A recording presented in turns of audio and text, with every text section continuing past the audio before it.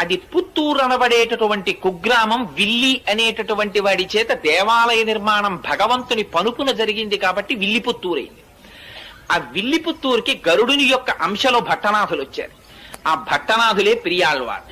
ఆ పెరియాళ్వార్ ఒకనాడు పుష్పవాటిక పెంచుతుండగా తులసివనంలో భూదేవి యొక్క అంశలో ఆ గోదాదేవి ఆవిర్భవిస్తే ఆ పిల్లని చూశారాయన.